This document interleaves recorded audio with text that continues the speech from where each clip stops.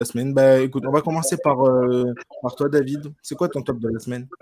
Enfin, mon top de la semaine, c'est l'équipe de France de biathlon, évidemment, qui nous fait une moisson de médailles. Donc, la première nation au championnat du monde de biathlon, devant la légendaire Norvège.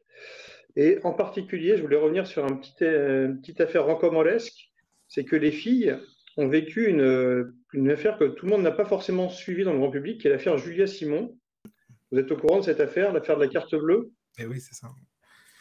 Donc, l'affaire de la carte bleue, c'est qu'il y a, alors je ne sais pas quand remonte cette affaire, mais donc, Julia Simon est accusée d'avoir, en gros, piqué une carte bleue de sa consoeur en équipe de France, Justine Breza, qui a porté plainte. Et après des mois d'atermoiement et de silence de Julia Simon, elle a fini par se défendre en disant qu'elle avait été victime d'une usurpation d'identité. Donc dans ce genre d'affaires-là, il est absolument impossible de savoir qui dit vrai et qui dit faux. Mais ça a créé une sale ambiance en équipe de France et Julia Simon a été écartée de l'équipe de France pendant 6 mois à peu près. Et puis finalement, elle a été réintégrée petit à petit. Ils ont dû se parler, ils ont passé l'éponge. Et puis finalement, bah, c'est sur le même podium qu'on trônait ce week-end Julia Simon et Justine Breza et ses collègues de l'équipe de France féminine et masculine, puisqu'ils ont aussi gagné un titre en mixte, Ouais, c'est ça. donc garçons et filles.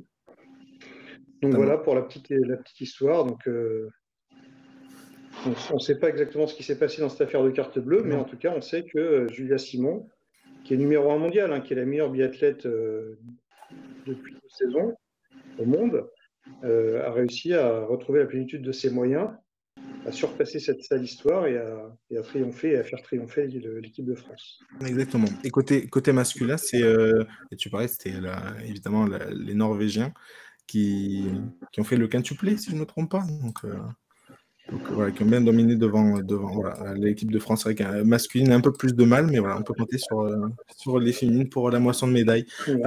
Greg, on passe à toi. C'est quoi ton top de la semaine à toi? Moi, mes tops, j'en ai deux, mais dans la même compétition, c'est la Coupe de France. Je voulais rendre hommage à Rouen et au Puy, aussi à Saint-Priest, qui est une ville, un quartier de Lyon, et qui a fait une très belle prestation, qui a perdu malheureusement contre Valenciennes. Voilà, mais au-delà de ça, donc le Puy qui sort Laval, quatrième de Ligue 2, donc c'est hyper intéressant. Ils gagnent 2-1 avec un tir au but de la dernière seconde, mais dans le match, ils ont dominé le match. Donc dominé le Ligue 2, bravo. Ils affronteront justement Rennes, voilà, donc un niveau au-dessus. Rennes qui a battu Sochaux aussi. Sochaux qui avait fait aussi de belles performances dans cette coupe. Et puis Rouen qui a fait vibrer, je pense, pas mal de Français parce qu'ils ont joué contre Monaco et victoire au tir au but, avec notamment le gardien qui a été exceptionnel, qui a été un peu le chouchou des médias, Léonard Agoun. Voilà, on l'a vu un peu de partout pendant quelques jours. Donc voilà, ça fait plaisir pour Rouen, qui en plus va jouer Valenciennes, qui est lanterne rouge de Ligue 2. Donc pourquoi pas une demi-finale pour Rouen, qui est un club historique aussi, hein, Ça, qui a c'est eu pas mal de soucis financiers et qui commence à revenir petit à petit, mais c'est un club important du pays, tout simplement. bien Donc sûr. bravo à eux. Tout à fait. Avant de donner la parole juste à Nico, David, enfin, je vois dans ton micro, on va dire, il y a ça résonne un peu de ton côté, ça continue de moduler quand Greg y parle, etc. Et il y a un peu de. Je vais l'éteindre entre mes interventions. Je vais couper mon micro, comme ça ne prend pas de risque. Ok, top. On va passer du coup à Nico. Et Nico, quel est ton top de la semaine à toi? Moi, c'est Sébastien Haller, l'attaquant du Borussia Dortmund et de la Côte d'Ivoire, parce que Sébastien Haller, au-delà du fait que, alors déjà, il a marqué le but victorieux de la Côte d'Ivoire en demi-finale face à la République démocratique du Congo, puis en gagnant 2-1, et le but de la victoire hier qui a donné sa troisième Coupe d'Afrique des Nations à la Côte d'Ivoire. C'est la première fois qu'il gagne à domicile cette coupe. Et je tenais vraiment spécialement à parler de Sébastien Haller parce que simplement par rapport à tout ce qu'il a vécu avant, notamment son cancer du testicule qu'il avait eu donc il y a 1 an et demi. Je suis tombé l'autre fois sur un reportage qui est à propos de ça Et il parlait de ça probablement justement parce qu'il y avait la finale qui venait. Et Sébastien Haller a vraiment, son cancer est intervenu juste après sa signature au Borussia Dortmund en juillet 2022. Et puis, on l'avait vu au Ballon d'Or, la fameuse cérémonie où Benzema est sacré Ballon d'Or, où là, il faisait une intervention, il était en pleine chimiothérapie. Il avait terminé 13e quand même du Ballon d'Or après sa saison monumentale à l'Ajax, Amsterdam. Et voilà, moi je pense que revenir à ce niveau-là, on a eu comme ça des sportifs qui revenaient, comme Ronaldo, le Brésilien, qui était revenu de 2 blessures avec des ruptures du genou, enfin des ligaments croisés. On sait que c'est déjà très compliqué. Mais alors là, on est vraiment dans ce qui est encore plus compliqué, c'est-à-dire que Sébastien Haller, il a combattu pour sa vie, en fait. Et je trouve que le fait de revenir à ce niveau-là, après ce qu'il a vécu, je trouve ça exceptionnel. Et en plus, il est décisif pour son équipe nationale. Et voilà, je voulais vraiment souligner ça parce que c'est exceptionnel ce qu'il a fait. Et bravo à lui. Et bravo à la Côte d'Ivoire. Et je voulais aussi mettre en avant Emer Faé parce que ce qu'il a fait aussi, c'est exceptionnel. Après, de toute façon, on va en parler juste après de la Côte d'Ivoire. C'est qu'on va revenir sur ce sacre. Mais avant ça, donc on va faire évidemment. Enfin, mon top à moi, je sais qu'il rejoint celui un peu le flop de Greg, parce que moi je voulais parler du Bayer Leverkusen qui a battu, donc qui a même explosé le Bayern Munich ce week-end, voilà 3-0. Mais du coup, voilà, je vais laisser Greg en parler un peu plus en détail de ce match-là, notamment du Bayern, etc. Parce que je sais qu'il voulait en parler. Moi, j'ai pour mon note top, entre guillemets, sûrement il y en a peut-être beaucoup qui le savent, c'était la trade deadline cette semaine en NBA. La trade deadline, encore une fois, le dernier jour où les équipes peuvent faire des transferts. Donc c'était jeudi dernier, le tout dernier moment. Il y avait eu pas mal de mouvements déjà. Il y avait eu du mouvement aux Pacers, etc. Et pour moi, voilà, je voulais juste souligner cette bonne trade deadline de New York, parce que voilà, ils ont récupéré OG Anunoby, et puis là, pendant la soirée de jeudi, ils ont récupéré Bojan Bogdanovic, Alec Burks. Voilà, ils ont récupéré du bon joueur, du bon lieutenant pour aller foncer dans la course au, je sais pas, je pense au top. Peut-être qu'ils peuvent viser le top 3 de l'Est, je pense. Donc non,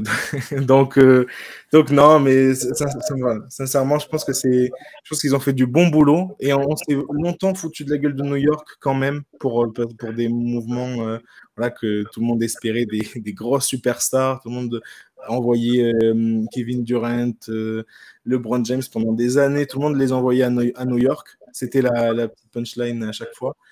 Et là, voilà, pour l'été prochain, il n'y a pas de gros agents libres, mais s'il y a une équipe qui pète, ils seront pour moi dans les top équipes pour récupérer une grosse superstar, parce que voilà, être une superstar et avoir en lieutenant Jalen Brunson ou Odin Anunoby, enfin bref, ça peut être très intéressant. Voilà. Moi, en tout cas, si j'étais une superstar de NBA, au passage, ils ont libéré Evan Fournier de sa prison dorée au passage.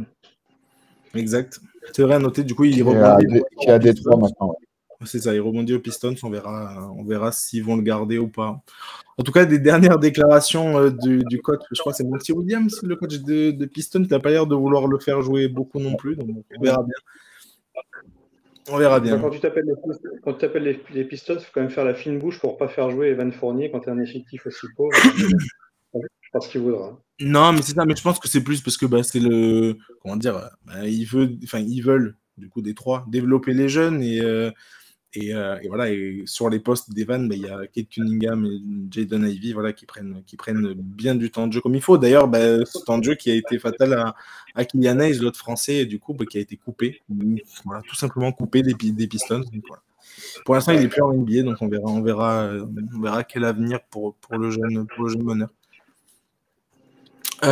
Ok, ben écoutez, du coup, l'étape c'est terminé. Je vais passer donc la main à Greg pour parler donc des. Je sais que ton flop, Greg, à toi, c'est le Bayern Munich et voilà, ça va du coup rejoindre ce que je voulais parler du Bayern Leverkusen. Oui, je voulais juste rapidement, parce qu'on ne va pas en parler, l'émission est très longue et on a beaucoup de sujets, mais je voulais juste aussi tirer un coup de chapeau à Kansas City, les Chiefs, qui ont quand même gagné le Super Bowl, deuxième fois d'affilée. Non, mais Et on ça va, fait quand même notamment avec... il y a un débat dire dessus? qu'il y a un petit truc. Non, il y avait un petit truc à. J'avais préparé Ah un ok, petit truc, d'accord. mais Bon, c'est pas voilà. grave. Donc bravo, bravo. Bien sûr. Oui, pour mon flop, oui, le Bayern. Pas une Le victoire Bayern facile. parce que tout simplement, alors le Bayer Leverkusen en top, bravo à eux. Ils continuent leur saison incroyable. Voilà, ils sont encore en course en Coupe d'Allemagne, en Europa League. Ils sont encore bien évidemment en course, ils ont 5 points d'avance sur le Bayern. Invaincus surtout, ils sont invaincus cette année. Oui, bien sûr, non, mais c'est compétition confondue, ils sont invaincus. Ouais, c'est ouais, ça. donc c'est très très fort. 6 victoires en 6 matchs d'Europa League. Ouais, mais le Bayern, c'est. Je trouve que c'est un flop parce que j'entends malheureusement limite plus parler des problèmes entre Tourelle et son vestiaire que du jeu. Et à Munich, franchement, c'est quand même assez rare parce que le Bayern, c'est quand même un club qui est très très cadré. Donc, il y a en tout cas, même les soucis de vestiaire ne sortent pas souvent. Et voilà, donc 3-0, bon, bah, c'est le signe d'une équipe pas malade, hein, on ne va pas abuser, mais c'est le signe d'une équipe qui a du mal. Voilà, bon, là, ils vont jouer en Ligue des Champions contre la Lazio, donc je pense que ça devrait le faire. Ils vont se rattraper, mais en tout cas, voilà, c'était le top speed du week-end et ils ont pris 3-0 contre le Bayer Leverkusen, qui mériterait. Ce qui est fou, c'est que Tourelle ne soit toujours pas viré parce que d'autres avant lui, pour la moitié de ça, se sont fait virer. Quoi. Le bilan de Tourelle à la tête du Bayern, au Bayern, virer un coach en cours de saison, ça se fait, mais c'est quand même assez rare. Oui, non, c'est sûr, mais son bilan, il est catastrophique avec un effectif pareil. Il est mauvais, bien sûr, il est mauvais, mais voilà, mais il y a des choses qui sont un petit peu compliquées dans ce club. Maintenant, ils sont comme deuxième, hein, ça se trouve, ils gagneront le championnat. Ils n'ont que 5 points de retard. Mais bon, 3-0, tu peux perdre, mais 3-0 contre le Bayer Leverkusen, quand tu t'appelles le Bayern Munich, pour moi, c'est un flop. Et puis, Harry Kane, malheureusement, qui sur ce match-là n'a pas réussi à être décisif. Mais en parlant d'Harry Kane, parce que c'est ça, est-ce que ce ne serait pas lui le chat noir de cette équipe? Enfin, est-ce que moi, je me suis, devant le match, hein, c'est ce que je me suis dit, mais s'il gagne aucun trophée cette année, le Bayern Munich, mais Harry Kane, il faudra clairement faire le top 10, on va dire, le classement des plus gros losers. Des plus gros losers de l'histoire du sport, et franchement, Harry Kane, il est pas mal. Hein. Il est pas classé. Le plus leader du football. C'est clair. Ah, et à lui, il y a Elgin Baylor pour ceux qui, pour l'ancienne NBA à l'époque, voilà. Mais c'est franchement, il y en a des beaux, mais Harry Kane serait là qu'il arrive au Bayern. Que le Bayern. D'ailleurs, en parlant de loser, l'équipe de Bayer Leverkusen, c'est pour ça que j'espère pour eux qu'ils vont réussir, mais être entre guillemets en Allemagne considérée comme une équipe de losers parce qu'ils ont fait pas mal de finales. Notamment en 2004, si je dis pas de bêtises, contre le Real, où Zidane fait son. 2002. Combien 2002. 2002, pardon. Zidane fait son faire le triplé cette année-là, d'ailleurs. Ah ouais, et c'est une équipe qui était en finale de plusieurs compétitions et ils n'ont jamais réussi à trop gagner. Je crois qu'ils ont fait trois trophées, je crois, dont une Bundesliga 2, donc la deuxième division, et une Coupe d'Allemagne et une Coupe UEFA, mais il y a très longtemps. Donc, ça serait bien pour eux que voilà, cette année, ça leur soit. Ils ont un entraîneur de génie parce que l'effectif n'est pas incroyable, hein, on s'en fout. Hein, c'est une équipe. Enfin, Grimaldo, j'aimerais bien l'avoir, moi, à l'OM. Boniface en remplacement de Lacazette, je prends. Il y a plusieurs joueurs excellents, c'est sûr, mais c'est pas sur le papier, c'est pas une équipe qui doit jouer le moindre foot. Ça va 200 non, c'est pas le meilleur effectif d'Allemagne, mais ça mais je pense que c'est le tout, c'est le lien qui a été créé entre l'effectif qu'il y avait et le coach parfait, quoi. J'ai envie de dire, Leverkusen est en train de montrer ce qu'il faut faire dans le football. C'est un peu l'anti-OM, hein, je vais insister là-dessus. Voilà. C'est-à-dire que vous devez avoir de la continuité au moins sur 1 an, 1 an et demi, voire 2 ans. Bien sûr. Sinon, ça ne marche pas. Ouais. Et on les appelle Neverkusen, d'ailleurs. On les appelle Neverkusen parce que never winner, en fait. C'est pour ça, puis du recrutement malin, pas cher, qui s'incorpore parfaitement. Enfin, tout est parfait dans ce club. Après, je veux pas. Ils ont aussi un bon centre de formation, ce que Marseille, malheureusement, je trouve, n'a pas. Parce que quand tu sors des mecs comme Kai Havertz et Florian Wirtz en 4-5 ans, c'est quand même que ça travaille bien. C'est pas mal. C'est clair que c'est pas mal. Non, mais on parlait parce que là, la cellule de recrutement est vraiment intéressante. Parce que pareil, là, il y a des joueurs qui sont allés chercher, même du côté du Portugal, où, je veux dire, pour quelques millions d'euros à peine, le défenseur central de la Côte d'Ivoire, Kosunu, je crois qu'il s'appelle, etc. Enfin bref, aller chercher des pépites comme ça, c'est pas mal. Franchement, c'est bien vu. Ils ont l'œil et c'est intéressant. Et puis il y a des joueurs comme Jonathan Ta qui se sont vraiment qui confirment en fait des défenseurs solides, nouvellement international d'ailleurs, et qui voilà, ce sont des joueurs vraiment qui sont solides et qui progressent petit à petit. Et ce qui est fascinant, c'est la progression sous Xabi Alonso. C'est ça, non, le bon fit entre l'effectif qui était en place et le coach, hein, c'est clair. C'est clair. C'est Roux Guirassi qu'ils ont acheté 3 francs 50 à Rennes et puis qui devient le serial buteur. Il est à Stuttgart, Guirassi, c'est pas le même club. Mais Stuttgart aussi, c'est une des révélations. Ils sont 3 ou 4e. Je comprends. Stuttgart aussi fait un boulot phénoménal cette année. Ah non, David, je pense que tu voulais parler de Boniface. Non, j'ai confondu avec Stuttgart, parce que moi j'ai confondu pour Guirassi. Après, Boniface, il n'est pas arrivé pour 0 €, mais il était à la Gantoise, il a fait à l'Union Saint-Gilloise, il avait fait une grosse saison. Voilà. Oui. Mais il y a un mec comme Amin Adli, par exemple, un Toulousain qui est là-bas, voilà. Et alors, ils ont d'autant plus de mérite qu'ils ont perdu un joueur comme Moussa Diaby, que moi, j'adore, et qui d'ailleurs ne joue pas à Aston Villa, enfin qui joue très peu, ce qui est difficilement compréhensible. Et qui, alors que Diaby avec Wirtz, c'était vraiment les détonateurs de cette équipe, et avoir perdu Diaby, avoir réussi comme ça à recréer une dynamique avec de nouveaux joueurs, je trouve ça extraordinaire. C'est clair. Ok, bon.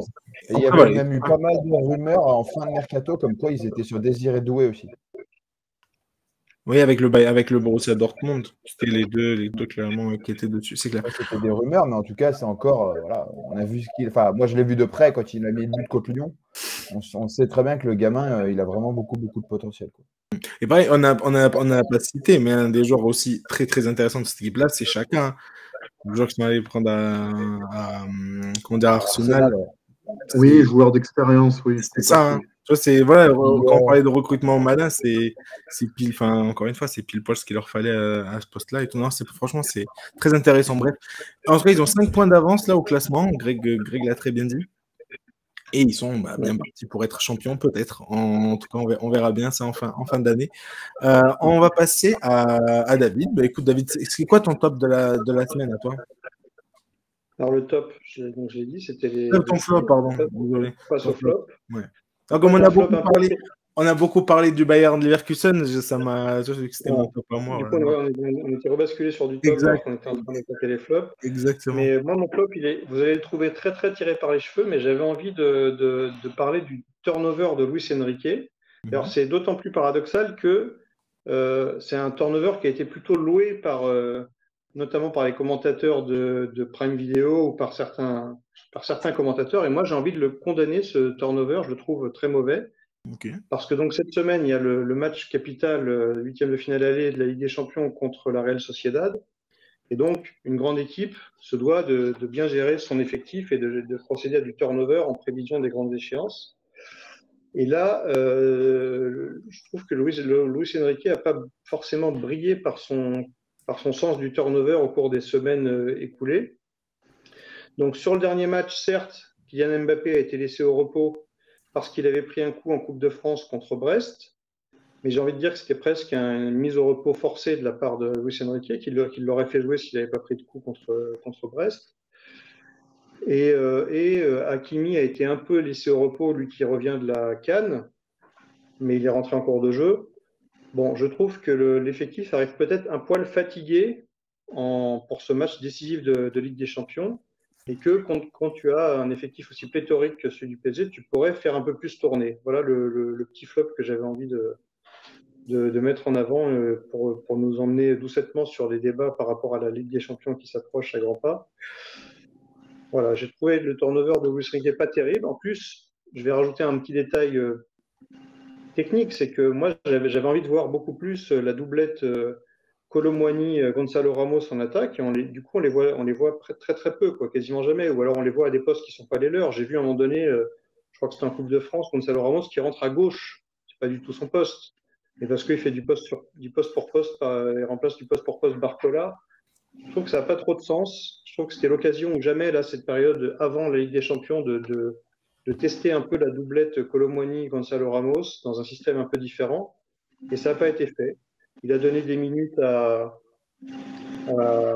Asensio, il a donné pas mal de temps à Barcola, mais moi j'aurais aimé voir un peu Ousmane Dembélé à gauche. On l'a pas vu. J'aurais aimé voir des systèmes différents. J'aurais aimé voir Gonzalo Ramos vraiment en neuf, donc sur beaucoup de minutes. Et on ne l'a pas vu trop non plus, pas assez à mon goût. En tout cas, on l'a vu contre Lille, ça a très bien marché. On ne sait pas pourquoi il n'a pas refait 4 ou 5 fois d'affilée l'équipe contre Lille, quoi, qui était intéressante à tester, je trouve, pour gagner quelques certitudes avant la Ligue des Champions. Voilà, c'est mon flop. C'est pas un gros flop, on peut tirer par les cheveux, mais j'ai envie de parler de ça. C'était fait pour. Tu voulais prendre la parole, Nico? Non, je voulais juste souligner, pour rebondir sur ce que disait David, en fait, j'ai l'impression que Luis Enrique, un peu comme Guardiola, d'ailleurs, à un moment donné, il avait fait ça contre Lyon l'année du Covid, je ne sais pas si vous vous souvenez, où on essaie un peu de faire de la fantaisie, on essaie un peu des fois de tester des choses juste. J'ai l'impression des fois que ces entraîneurs, qui sont de grands entraîneurs, hein, ça, il n'y a pas de problème là-dessus, mais ils essaient un petit peu, c'est un peu trop standard de faire un 4-3-3 classique avec deux ailiers, un attaquant. Bon, maintenant, on met plus de meneurs de jeu, voilà. Maintenant, la tendance, c'est de mettre trois milieux récupérateurs ou trois milieux relayeurs, on va dire. Et on essaie un petit peu d'innover. Vous avez Bielsa qui avait fait ça, et le 3-3-3-1. Enfin, et je pense que Luis Enrique, des fois, il est dans cette tendance avec Guardiola, comme si ces entraîneurs, il y avait toujours quelque chose à inventer. Alors, ils veulent être pionniers dans ces inventions qui, pour moi, sont un peu fantaisistes. C'est un peu cette idée de vouloir réinventer le football et de vouloir essayer de faire compliqué quand on peut faire simple. Et ce qui est très bien, c'est que le football vous rattrape, et si vous vous moquez du football, le football va vous le rappeler, vous dire vous faites une composition pas terrible, à la fin vous n'allez pas avoir les résultats qui suivent. Et pour renchérir dans ce que tu dis, le fait de ne pas mettre les joueurs au poste, à leur meilleur poste, ça finit par leur casser la confiance. Donc la confiance de Gonzalo Ramos, elle est dans les chaussettes, la confiance de Kolo Muani, elle n'est pas terrible. Le petit Beraldo, il est arrivé, il a tout de suite été mis à un poste qui n'était pas le sien, comme ça on a vu ses limites, et donc comme ça il est cassé d'entrée. Voilà, je trouve qu'en termes de gestion humaine, Luis Enrique, bof, moyen moins pour l'instant. Et en fait on a l'impression, c'est ça, et en fait on a l'impression que il faut en gros avoir un mauvais résultat. Là, je pense que contre Lille, comme tu le soulignais David, il avait une équipe plutôt classique. Mais je pense aussi qu'il savait qu'il ne pouvait pas trop se permettre d'innover, parce que si vous innovez contre Zegrova ou contre David, vous allez vous faire punir. Donc, je pense que là, il a essayé de jouer sérieusement. Et ça avant Lille, tu jouais deux fois Brest et une fois Toulouse. Tu avais peut-être un peu l'occasion de faire tourner un petit peu plus que ce qu'il a fait, quoi, me semble-t-il. Bon. Et après, il nous annonçait à grand renfort de publicité à Luis Enrique qu'on allait voir ce qu'on allait voir au mois de février. Bon, le mois de février, il est un peu commencé, et pour l'instant, on a vu que c'est une équipe qui continue à subir beaucoup d'occasions de la part de toutes les équipes qu'elle a en face d'elle. Donc, c'est pas du tout rassurant avant la Ligue des Champions, cette histoire. Et on va en parler de la Ligue des Champions juste après avec les pronos et ce qu'on en pense de tout ça. Bref, rassurant, pas rassurant, on verra ça juste après. Greg, si je t'ai entendu sur ton flop, c'est Nico que j'ai pas entendu sur son flop de la semaine, c'est ça? Oui, alors moi, je voulais souligner le flop Walter Mazzarri au Napoli, parce que en fait, et de surcroît, j'ai envie de dire Aurelio De Laurentiis, qui est le président de Naples, qui a fait ce changement d'entraîneur. Alors, Rudi Garcia, quand il se fait virer, donc il me semble que c'était au mois de novembre, hein, le Napoli est 5-6e, mais il n'était qu'à 3-4 places de la deuxième, troisième place, donc ils n'étaient pas si largués que ça dans la course à la Ligue des Champions. Il y avait même encore des petits espoirs de titre à l'époque, de conserver leur couronne en Italie. En Ligue des Champions, ils avaient fait un parcours où ils étaient bien placés pour être au moins deuxième derrière l'intouchable Real Madrid. Et en plus, ils avaient fait de bons matchs contre le Real Madrid lors de la double confrontation. Et on a l'impression que Rudy Garcia, alors je ne sais pas s'il a payé sa réputation d'avant ou avec sa communication un peu, on va dire, qui manque de transparence et le fait qu'il avoue qu'il n'avait pas tellement étudié l'équipe de Naples au moment où il signe. Bon, on a l'impression en fait que voilà, il a été un peu peut-être victime de sa réputation et on est d'accord que Garcia n'est pas le meilleur entraîneur du monde, mais ça restait un entraîneur qui, au niveau des résultats, c'était tout sauf catastrophique. Et en fait, si vous voulez, moi, s'il y avait eu un changement avec Rudy Garcia qui partait pour Antonio Conte, et on parlait beaucoup d'Antonio Conte, et qu'on avait dit, bon, les résultats sont flamboyants, le changement d'entraîneur a été bénéfique, j'aurais dit, pas de souci. Le bilan de Walter Mazzarri est catastrophique avec le Napoli. Je ne sais pas si vous avez eu l'occasion de voir le match contre le Milan AC. Il n'y a absolument rien dans cette équipe, à part que Vara qui se démène un petit peu, mais ça ne suit pas derrière. Alors, c'est vrai que Victor Osimhen était à la CAN et que voilà, il va rentrer bientôt. Merci, ça va leur faire le plus grand bien parce qu'ils sont vraiment aux abois. Je suis très inquiet pour le Napoli. Il y a le match contre le Barça qui arrive en Ligue des Champions. Mais comme le Barça n'est pas exceptionnel non plus, c'est peut-être la seule chance du Napoli, c'est que le Barça n'est pas exceptionnel non plus. Mais c'est le moins qu'on puisse dire. Mais voilà, mais surtout la défense. Mais comme le Napoli est inoffensif, finalement, le Barça aurait de quoi s'en sortir. Je pense que cette équipe, Walter Mazzarri, il avait fait un bon premier passage au Napoli, mais après, il a eu des expériences moyennes.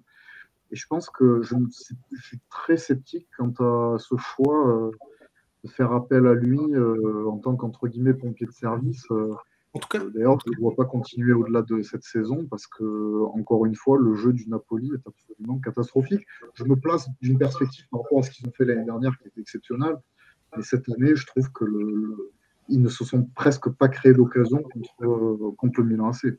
Non mais le bilan même au global est très, très, très chaud, quoi. Ils ont 35 points, c'est 25 de moins que le premier, qui est l'Inter Milan. Oui, ils sont déjà à 25 points. Enfin, c'est dire. Alors l'Inter tourne à plein régime, hein, mais. Et ce qui serait intéressant, c'est de comparer par rapport à le Napoli à la même époque. Je pense qu'on doit être au même ratio. Ils doivent probablement avoir 25-30 points de moins que la saison dernière à la même époque. C'est ça qui est fou. Et surtout, un autre truc, je me demande, c'est quoi le gap entre une équipe qui était première l'année passée et qui, tu vois, la différence de points entre deux équipes, entre le champion et l'année d'après. Je ne sais pas si on se rapproche d'un record, mais ça doit être pas mal. Hein. On verra à la fin de la saison combien il y aura de points d'écart et de places d'écart, c'est-à-dire qu'ils sont 9e. Hein. Et en fait, pour finir sur ça, je suis très surpris. Si vous comparez la moyenne de points de Garcia et de Mazzarri, il fait beaucoup moins bien que Garcia. Pourtant, je ne suis pas forcément pro Garcia. Il a fini à l'OM, c'était très compliqué. Greg à Lyon, tu ne me diras pas le contraire, ça a été aussi compliqué. Mais je pense que ce que je trouve un peu injuste, c'est que Garcia a été viré. Il y a des entraîneurs qui ont été qui ont plus de crédit. Et je trouve que Mazzarri, par rapport au nombre de points qu'il a et par rapport au match et aux productions proposées par le Napoli, le fait qu'il soit encore là, pour moi, ça relève du miracle. Après, je pense qu'il s'est vite rendu, en fait, le président De Laurentiis, je pense qu'il s'est vite rendu compte qu'il s'est trompé. Non, je pense que c'est pour ça qu'il. J'ai l'impression que même avec ses stars et tout ce qui s'est passé autour de ses stars, autour de Osimhen, autour de Kvara, etc., il s'est vite rendu compte qu'il s'est trompé et que c'était le plus facile. Encore une fois, le premier jeton que tu enlèves, c'est le coach. Et on verra pour. Bref. On verra pour c'est surtout difficile de passer après Spalletti. Spalletti devait avoir un style vraiment qui devait avoir un fit entre lui et ses joueurs qui est difficile à expliquer vu de l'extérieur, qui est un peu dans l'esprit de ce que Jürgen Klopp a réussi à construire À Liverpool, on verra qui arrivera à passer derrière. Hein. C'est pas facile de passer derrière ces entraîneurs. Pardon, moi, c'est pour ça que je dis que Garcia, je pense qu'on aurait dû quand même lui laisser un peu plus de temps. Et je reste convaincu que s'ils avaient continué avec Garcia, ils ne seraient pas dans cette situation-là. Encore une fois, ce n'est pas le meilleur entraîneur du monde, mais je pense quand même qu'il avait réussi quand même il avait déjà une fois redressé un peu la barre alors que ça commençait à être chaud pour lui. Et je trouve que Laurent, l'a viré un peu trop rapidement et ils ont subi ses conséquences aujourd'hui. Après, il lui a donné sa chance aussi. C'était à Garcia de la saisir en début de saison, sa chance. Après, il n'y a pas de. Oui, mais ce que je dis, c'est que passer après Spalletti, comme tu disais, c'est très compliqué. Voilà. Je sais. Le problème, c'est quand tu passes après Spalletti, tout le monde attend des merveilles. C'est très difficile de les faire. La différence se voit vite, on va dire. La différence se voit vite, en fait, dès que tu passes derrière la différence. Bah ouais, c'est ça. Ok. Et puis, ils ont perdu aussi des joueurs importants, hein, donc faut pas... Bien sûr. Kim, en défense, je suis désolé, mais c'était la plaque. Hein. Plaque tournante de la défense. Hein. Ça, des fois, il y a des mecs qui sont pas très connus, mais qui sont capitaux dans un effectif. Tu perds un ou deux joueurs comme ça, et voilà. Ah, mais bien sûr, c'est clair. Ok, bon, moi je vais essayer de faire très vite parce que j'ai un flop et un flop et demi, on va dire. Le demi-flop, c'est le 15 de France. Victoire poussive face à l'Écosse ce week-end. En Écosse. Ouais. En Écosse, quand même. C'est vrai, mais vraiment sur le fil, quoi. Il y a eu une décision bien controversée de l'arbitrage. En termes de...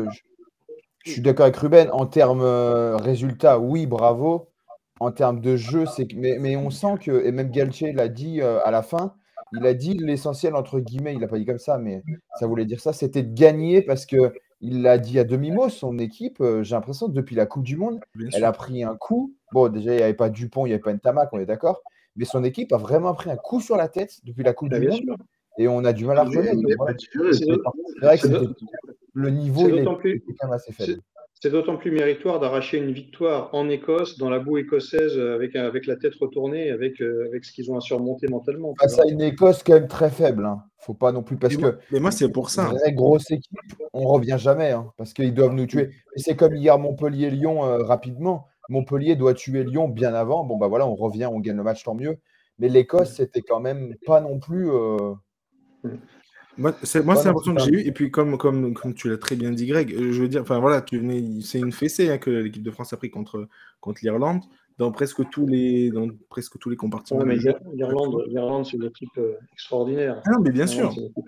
Mais du coup, justement, voilà. J'ai envie de te parler de la communication de Galtier. Par contre, c'est pas possible. Enfin, ça peut pas continuer comme ça. Moi, je le trouve dur. Hein. Franchement, Galtier, il a remonté l'équipe de France quand il l'a. Non, mais ça, je suis d'accord. Non, mais ça, il n'y a pas de souci là-dessus. Moi, je ne suis pas du tout anti-Galtier. Mais par contre, je pense que dans sa communication, le problème, on a l'impression qu'il a du mal, en fait, à. D'ailleurs, même les gens qui le connaissent très bien disent qu'il a du mal à dire « je me suis trompé ». Et à l'entendre contre l'Afrique du Sud, alors on ne va pas refaire le match, mais en gros, il dit non, 9 fois sur 10, on aurait gagné, et la seule fois où on n'a pas eu de chance, on a perdu. Je suis désolé, quand on regarde le match, il y a des erreurs qui ont été commises, des erreurs de coaching, des erreurs de stratégie, des erreurs de défense. Et je pense que ce match-là, le fait de se dire 9 fois sur 10, on gagne, déjà, ça veut dire que le diagnostic n'est pas bon. Je pense que c'est pour ça qu'on va la sortir, en fait. Moi, je trouve qu'on oublie quand même vite le bilan de Galtier là d'un seul coup. J'ai entendu ces critiques. Hein, il y a des gens qui tombent sur Galtier, sur l'équipe de France. On se fait éliminer d'un cheveu à la Coupe du Monde après avoir fait une saison magnifique où on était monté en puissance tout au long de la saison. On avait éclaté l'Angleterre aux 6 nations, etc. La seule équipe qui était un peu devant nous techniquement, c'était l'Irlande. Finalement, on se fait sortir par l'Afrique du Sud d'un cheveu à la Coupe du Monde. C'est rageant. On était à domicile. Toutes les planètes s'étaient alignées pour qu'on soit champion du monde. Là-dessus, il faut rattaquer dans la boue en Irlande, en Écosse. D'abord, on reçoit l'Irlande, on se prend une fessée. Après, il faut aller dans la boue en Écosse pour lever la tête. C'est pas facile mentalement quand même. Mon flop, c'est celui-là. Hein. C'est juste le retour sur terre presque. En fait, ils ont pris un vrai coup sur la tête. Et ça, moi, c'est même Mais moi, je suis d'accord, mais c'est même en fait le niveau de jeu. En fait, mais après, Ruben a raison, c'est un demi-flop parce qu'on a gagné. Mais le Non, mais niveau c'est de pour jeu, ça. je veux dire, on avait une équipe très très forte avec des très bons joueurs. Mais là, le match qu'on a vu en Écosse, je veux bien qu'il soit en difficulté, mais le nombre d'erreurs, le nombre de plaquages ratés, le nombre d'en avant, on dirait que vraiment que c'est plus là. Alors, il y a la confiance, bien évidemment, et ça va faire du bien de gagner, mais on dirait que c'est plus la même équipe. Et je suis d'accord avec Ruben, c'est incroyable d'avoir perdu autant le fil parce que une défaite, ok, tu perds contre l'Afrique du Sud, champion du monde, c'est normal. Mais Ils ont plus regardez d'expérience. regardez ce qu'on disait juste avant sur l'après Spalletti en football. C'est toujours la même histoire en sport. C'est-à-dire qu'à un moment donné, tu as une équipe qui est au sommet de sa confiance, tout le monde joue bien, tout le monde est à son top, et puis d'un seul coup, là, cette confiance se casse, et puis une équipe qui était virevoltante l'an dernier devient l'ombre d'elle-même l'année suivante. Après, Voilà, ça arrive. Non, mais après, la grosse différence, c'est que le Napoli n'a aucun joueur à part Osimhen de classe mondiale. L'équipe de Il y France a que Kvara, quoi. Oui, mais Non, le Kvara, collectif non, du pour moi, Kvara, non. Sur une saison, oui, mais il ne confirme pas. le collectif du Napoli, il était extraordinaire l'an dernier, il n'existe plus cette Oui, année. mais, Tu vois. oui, mais pour moi, il n'y a aucun joueur. Tu fais un top 10 des meilleurs joueurs, tu ne mets pas un joueur du Napoli. Alors tu fais un top 10 des meilleurs Zielinski, joueurs. quand même, au milieu, enfin, Non, mais pas. Zielinski Ouais, aurait non. sa place. Zielinski Non, mais aurait sa place au j'entends ce Paris que tu Saint-Germain. Hein. Ouais, j'entends mais ce que le tu dis, Paris Greg, mais moi je Saint-Germain n'est parlais, pas la meilleure équipe du monde. 100 fois. Hein. j'entends ce que tu dis, Greg, mais moi je parlais juste de l'aspect confiance. La confiance d'un groupe, la confiance d'un collectif, c'est très très dur à acquérir et c'est très facile à casser. Et à un moment donné, cette confiance, elle a été cassée. L'équipe de France, elle doit ressortir les rames petit à petit. Donc il y a des fautes de main, il y a des fautes qu'ils faisaient plus depuis 2 ans, Mais qu'ils ont fait historiquement, qu'ils faisaient plus. c'est quand même des joueurs qui jouent dans les meilleurs championnats. Puis c'est pas Ouais, comme mais si ça la va. défaite, Vu les coulisses, on peut en parler aussi, c'est que comme si on la en a défaite pas aussi parlé. datait il y a un mois, quoi. Ils ont rejoué, ils ont joué la Coupe d'Europe, ils jouent au Stade Toulousain, ils jouent au Racing, ils ont joué à la Champions Cup. C'est quand même voilà. Mais non, mais je pense que Ouais, mais ça va Nico a revenir. raison. Il y a quelque chose qui s'est cassé par contre dans le vestiaire. Bon, déjà, il n'y a pas Dupont et Tamac, on est d'accord. Mais il y a quelque chose, je trouve, qui s'est cassé dans le vestiaire parce que on sent même que ces joueurs-là, ouais, ils ont un peu plus peur. Je ne sais pas pourquoi. Mais après, c'est Et peut-être pas dit que ce soit à la Coupe du Monde, c'est peut-être après, je ne sais pas. Hein. on n'en parle pas beaucoup, mais la quasi-éviction de Raphaël Ibanez aussi, peut-être que ça joue aussi. Parce Voilà, que et ça, c'est Ibanez il a raison, c'est des choses en participait coulisses. beaucoup. Pardon? J'ai dit, tu as raison, ce sont des choses en coulisses, mais Oui, on oui, sent voilà. que Ben, je sais pas, moi, je ouais. pense qu'on devrait en parler. Enfin, en tout cas, que peut-être que c'est quelque chose que Galtier devrait, des choses Mais sur lesquelles Galtier devrait mais moi, parler. c'est précisément parce qu'il y a des problèmes en coulisses que Galtier décide de prendre la foudre sur lui. C'est pour justement protéger un peu et faire office de paratonnerre.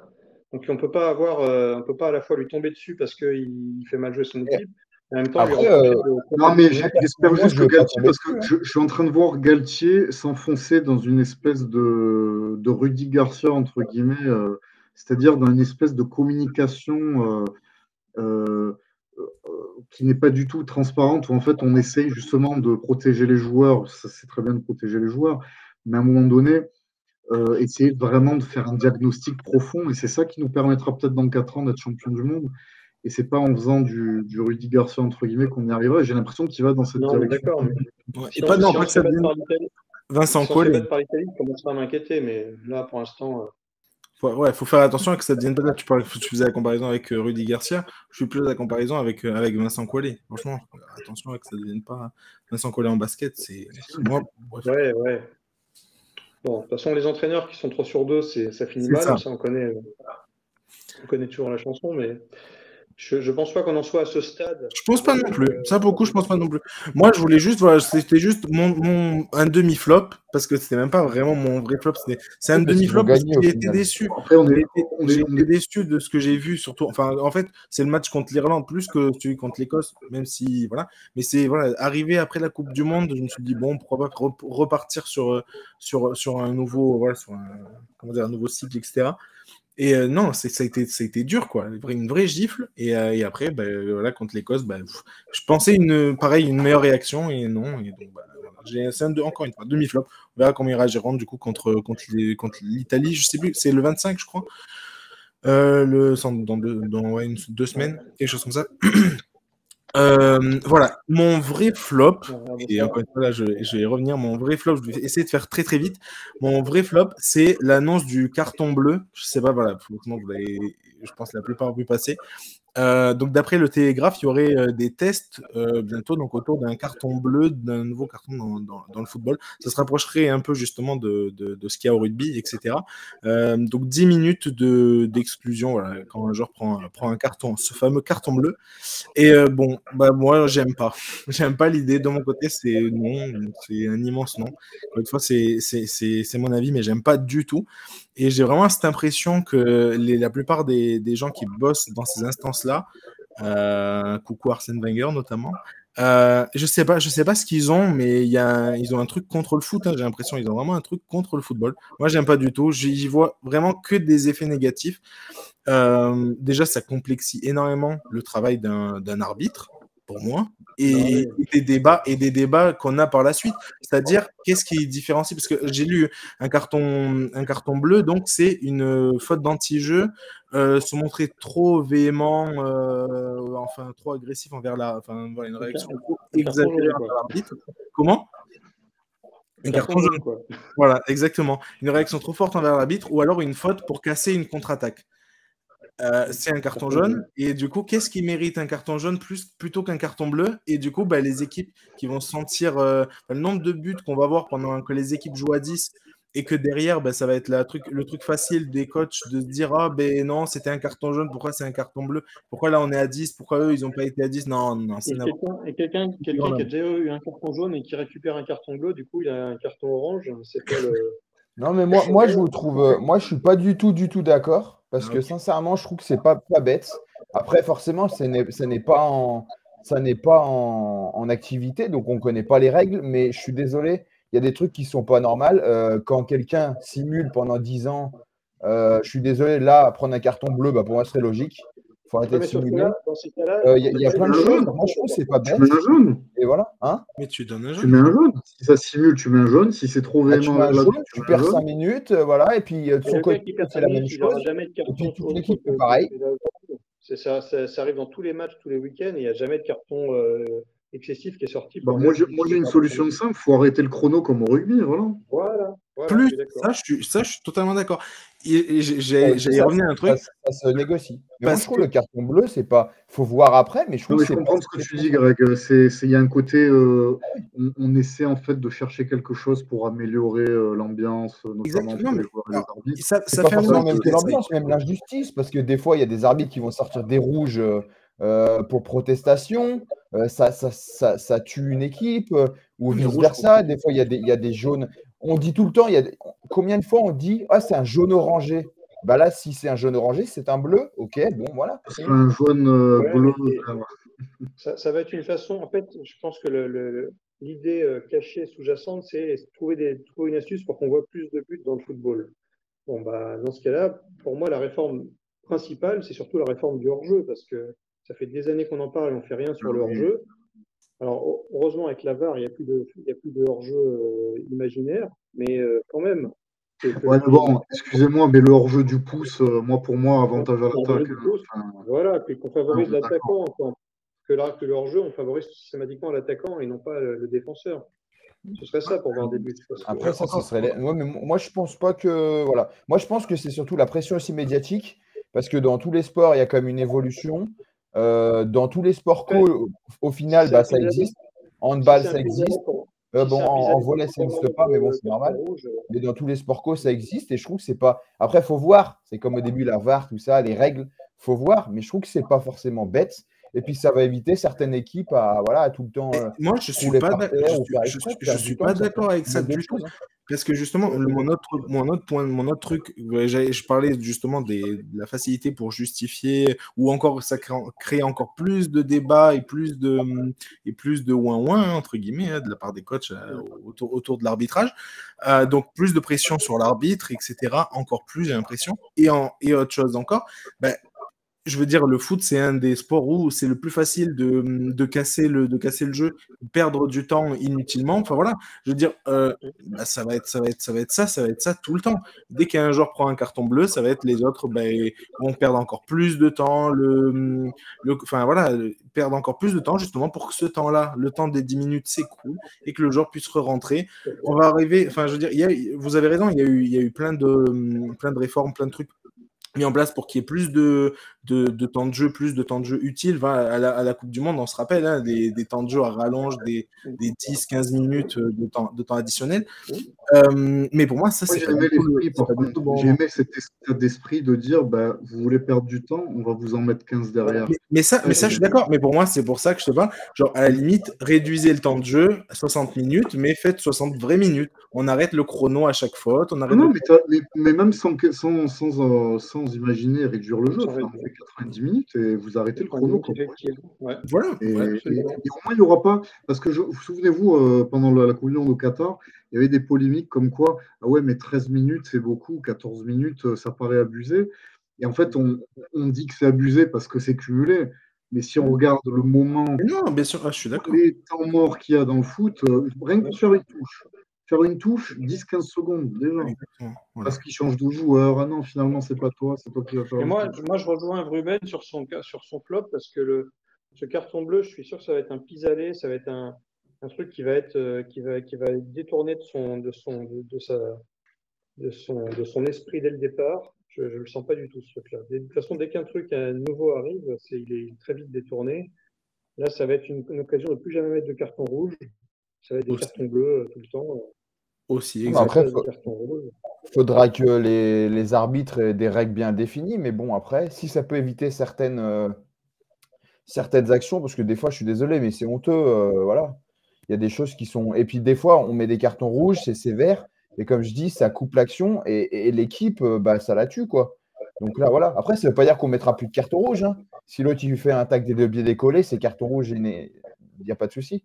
Après, il faut voir aussi quelles règles vont être mises en place avec ce carton. Voilà. Je te l'ai dit, justement, là, les règles, c'est pour ça que j'étais pas du tout. Oui, mais ça, c'est de la théorie. Maintenant, la pratique, c'est pas encore en place, tout ça, on verra. Non, mais il va y avoir des tests. Il va y avoir des tests qui vont être faits. Oui, voilà. Je trouve que c'est pas. Je dis pas que c'est l'idée du siècle, mais comme l'idée d'arrêter le chrono de Nico est pas bête aussi, je trouve. Non, moi, je préfère. Moi, je préfère. Ça fait au moins, en fait, regardez au rugby, il n'y a pas du tout de polémique par rapport à ça. Parce que, mais non, mais je suis d'accord. Exemple parfait. Hier, bon, c'est un exemple juste parce que je suis à chaud et que je suis frustré que hier, on ait fait match nul contre le Victoria Guimarães dans un stade où il y avait plus de boue et qu'à chaque fois, tu faisais une passe, le ballon, il allait à 1 mètre. Et j'étais très frustré de voir ce match-là. À la fin du temps réglementaire, évidemment, il y avait les stats. Et dans le championnat portugais, ils mettent les.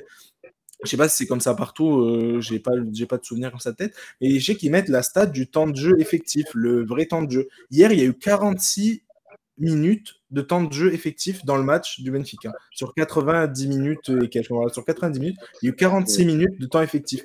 L'arbitre a donné 6 minutes de temps additionnel en comptant la première et la deuxième mi-temps. 6 minutes. Voilà. C'était ridicule. C'était ridicule. Et ça m'a vraiment, vraiment énervé, ça. Déjà, bon, bref, de base, ça m'a vraiment gonflé. Mais je me dis, voilà, pour moi, si on met le carton bleu en place, c'est mon avis, ça va être presque encore pire, ou en tout cas, ça va être souvent comme ça, parce que justement, pour faire écourter ce temps de jeu, ces 10 minutes encore plus vite, il va y avoir encore plus de perte de temps. Enfin bref, moi, j'aime pas du tout. Bon, on verra quand ce sera mis en place. Ouais, une équipe réduite à 10, elle joue plus, donc ça va être des temps de football nuls, où ça va plus jouer pendant 10 minutes. Voilà. Après, il y a 2 équipes sur un terrain, les autres ont le droit de presser, et puis ça va dépendre aussi du score. Parce que l'équipe, si elle est menée 1-0, elle va forcément jouer, même à 10. Non, bref, on verra bien. On verra bien comment ça se passe. Après, au Portugal, Ruben, sincèrement, moi, je suis aussi Famalicão. Les arbitres, en France, ils sont vraiment pas bons, mais alors au Portugal, c'est cataclysmique. Hein. Non, mais là, encore une fois, là, c'est même pas vraiment des erreurs d'arbitrage ou quoi que ce soit, c'était juste peut-être qu'il a mal géré son match aussi également. C'est aussi possible. Comment ? Peut-être qu'il a aussi mal géré son match. Oui, mais non, mais je dis, ça, pour moi, c'est juste un truc de vécu. Il y a quand même beaucoup, et dans le foot, plus que dans n'importe quel sport, c'est la facilité de perdre du temps. C'est un des sports où c'est le plus facile de perdre du temps et de faire, faire couler le chrono sans jouer. C'est le sport le plus facile. Et pour moi, ça va pas du tout l'arranger.